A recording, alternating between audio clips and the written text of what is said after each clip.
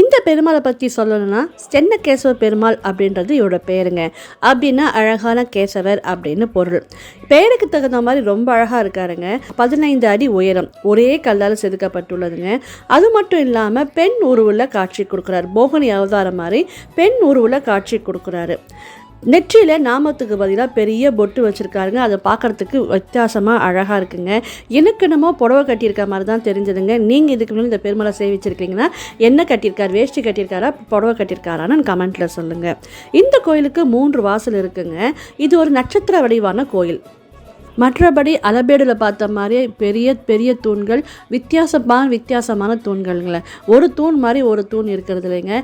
அதே மாதிரி இங்கேயும் எல்லாமே மழைன்னு பார்க்குறதுக்கே அவ்வளோ அழகாகவும் சில்லுன்னு இருந்ததுங்க. வெளியவும் நம்ம அளபேடில் பார்த்த மாதிரி குட்டி குட்டி சிற்பங்கள் அவ்வளோ அழகாக இருக்குங்க. கீழ் வரிசையில் மொத்தமாக யானைப்படை நடக்கிற மாதிரி இருக்குது. அதுக்கப்புறம் யாழி, பூக்கள், அப்புறம் குதிரைப்படைன்னு பார்க்குறதுக்கே அவ்வளோ அழகாக இருக்குங்க. எல்லாம் ஒன்றை போல் இருக்குது அப்படின்னு உங்களுக்கு தெரியும் இல்லைங்களா? அது மாதிரி இல்லாமல் ஒவ்வொரு சிற்பமும் உத்து பார்த்தா தான் தெரியும். ஒவ்வொரு சிற்பத்துக்கும் வித்தியாசம் இருக்குங்க. ஒன்றை போல் ஒரு சிற்பம் அமையவே இல்லைன்னு அங்கே இருக்க கைடும் சொன்னார்.